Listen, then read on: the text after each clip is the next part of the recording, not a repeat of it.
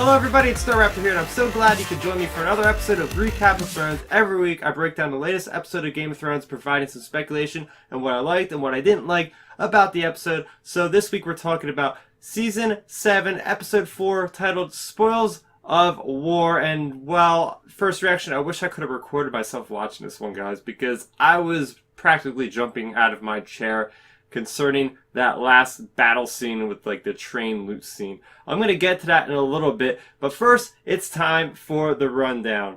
So we have Bronn and Jaime who talk about the rewards, then we have Cersei who surprises the Iron Bank, then the Starks reunite except for Jon, we have Jon who shows Daenerys the Dragonstone, and finally the Lannisters witness the fury of the Dothraki and Drogon. So getting right into my positives of the episode. First off, I want to send a shout out to Davos Seaworth, the Onion Knight.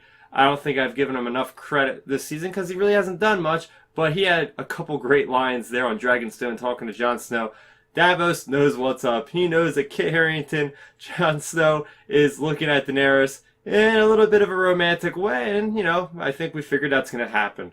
Another thing I want to talk about is Brienne and Arya Stark. It's so great seeing these two warrior characters, and they couldn't be more different in combat style. And I really like this scene, Arya come full circle, doing the water dance, as she likes to put it, with her good old buddy Syria Farrell, who I don't think is dead still. I don't think he's around there somewhere. He's gonna come into the finale probably, and it's just cool seeing that drastic difference. And they're fighting. She's got the tiny little toothpick sword, and either Brienne's got like the bastard sword just swinging away, and it's just freaking epic. And you see Sansa just sitting there like, where the hell has my sister been in all this time? And, you know, and that leads me into my next point, is seeing Bran, Sansa, and Arya together is just so heartwarming, especially with Sansa and with Arya, like, especially them meeting down in the catacombs there. They really just haven't seen each other since season 1, and looking back and seeing how much they've grown and how much they ended up being who they wanted to be. You know, you always had Sansa who wanted to be like the lady, the person in charge, and there she is in charge of Winterfell. And you have Arya Stark, who is the most badass warrior in all of Westeros, arguably, and them meeting together, and then, of course, them meeting Bran and finding out he's not the same boy that, you know, they left him as. So everybody has gone on these long, perilous journeys, learned a lot about themselves, and here they are coming together at the end. I didn't think we would ever see something like this happen with, you know, everybody uniting again, but hey, it's awesome, and I really dig it. Another thing I want to talk about, of course, is a big moment in this, is when Jon shows Daenerys the Dragonglass, and it's just a boatload of it, and just the fact that, you know, they're talking, and this is basically all the drawings, the carvings rather, of the children of the forest, who were like the first inhabitants of Westeros before the first men had gotten there.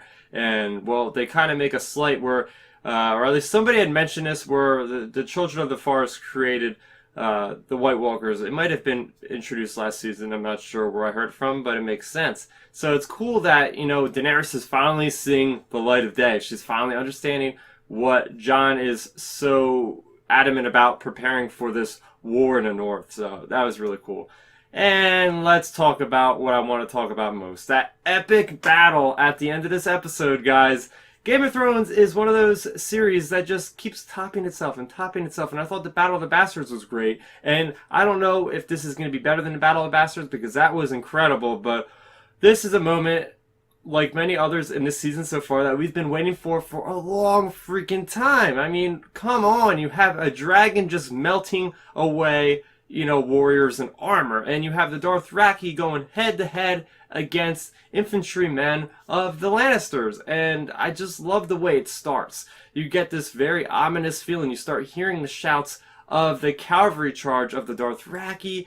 The cinematography is just absolutely brilliant in this particular sequence. You have especially the approaching Khalasar charging, and you have somebody on a camera on a horse. It's just like great perspective of them charging in. Then you have another great perspective of Drogon and Daenerys from, you know, the top down, seeing it just wrecking the train. It reminded me of a video game, honestly, of like you're controlling the Drogon to destroy the train of loot And it was just like really terrifying because you're seeing Drogon literally incinerating these people, and at the point where they're just turning into ash and they just collapse. Like that was just frightening.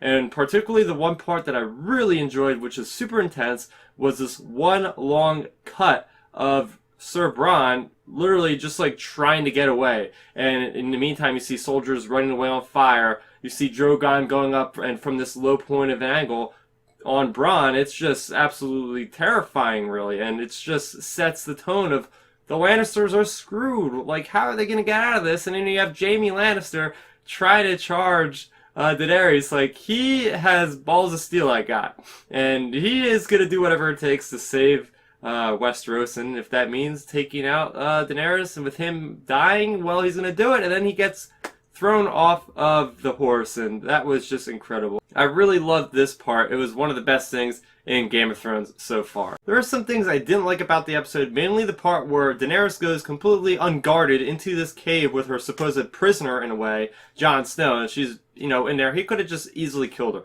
I just don't understand how none of her guards would have went in there. And the same could be said for the battle sequence at the end. You have Bronn, who's on the Scorpion turret gun ballista thing, and you're meaning to tell me that this gigantic gun that, you know, is going to draw everybody's attention, no one's going to care to try to kill him when he's taking forever to aim this thing. So that bothered me a little bit. And as far as the sequence there at the end, like, it seemed like somebody was always cheating death. Like, Jaime Lannister, you know, trying to get killed multiple times and somebody saving his ass. So it's like, how much more time can he be saved before he finally dies? And it's just interesting in that regard. So I'm going to move on into my speculation for what's to come in Game of Thrones. I think that Peter Baelish, Littlefinger himself, was the one that might have planted that dagger in the cutthroat to try to kill Bran in season 1, and thereby starting the War of the Five Kings. So, you know, Peter Baelish might have been the start of this entire Game of Thrones. And, you know, we know he's always like 5 steps ahead. He knows all these ramifications. Of course, he couldn't call every single little sidestep that these characters have made and all their little deviations from what he could have, you know, thought in his mind. But, you know, who else could it really be? He automatically accused Tyrion of doing it. So there's just, like, he's always pulling the strings. Another thing I want to talk about is that I think we're seeing some foreshadow of Drogon possibly getting killed by one of those weapons that the Queen is constructing, because we know Drogon's not dead. He got wounded. It's in his arm. He's not going to die from that. But that's just kind of showcasing things to come. And I think because of that incident, Daenerys is going to be a little bit more cautious when she goes into battle. She might not go into battle like that again.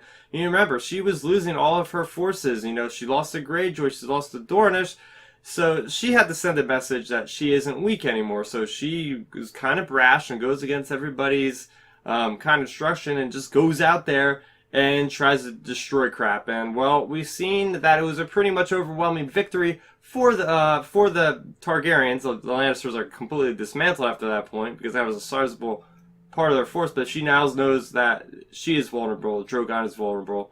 So I think she's going to be kind of staying behind the lines a little bit more often now, especially trying to heal Drogon for sure, because that is her dragon of choice. And now about Jaime Lannister. I think he's going to survive. I mean, yeah, they could pull a cheap shot on us and leave us with that cliffhanger and have him just drown in his armor. But I have a feeling, actually, that Tyrion might save Jaime because, well, Jaime kind of saved Tyrion by giving him the crossbow to kill his father. And, well, now I think it might be reciprocated where Tyrion might feel bad. Because I thought that moment was funny when Tyrion's just basically like, "Oh, you fool, why are you charging? The Drogon's gonna kill you." And, well, they're right there, brothers. You know, it's been like 3-4 seasons since they've seen each other.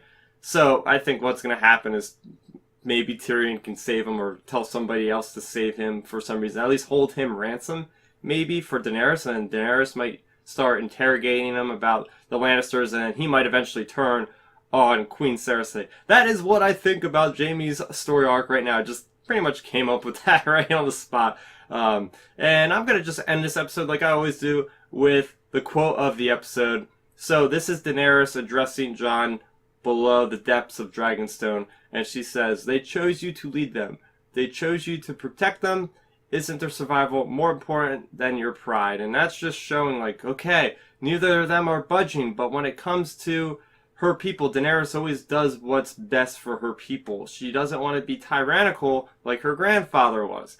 And the same can be said for Jon. He's always trying to, do what's right for his people. And in a way, he kind of is being selfish for his pride. So I did enjoy that quote quite a bit. Alright, so that's going to do it for another episode of Recap of Thrones. This is for Season 7, Episode 4, titled Spoils of War. What did you guys think of the episode? It's time for you guys to tell me in that comment section below. How was that battle scene for you? Was it the best battle scene in Game of Thrones so far? Do you agree with some of my speculation? And what was your favorite quote of the episode? Let's talk about it down there in that comment section below. Also, if you're new to the channel, welcome. I have plenty of other content, including tons of Star Wars content that I upload frequently. I have the comics, novels, everything related to Star Wars. I try to talk about it. I also have movies as well as TV content. So that is going to do it for me, Star Raptor. If you like this kind of content, please subscribe and you'll be notified for future uploads. Thank you guys for watching, and bye-bye. So, did you like the video? Then make sure you rate it a thumbs up, and if you did that, go over there, hit that Star Raptor head to subscribe to my channel. Doing so will keep you up to speed on all of my latest content, speaking of which, you can see a couple of my recent uploads down below. I'm also on social media, so what are you waiting for? Let's start nerding out.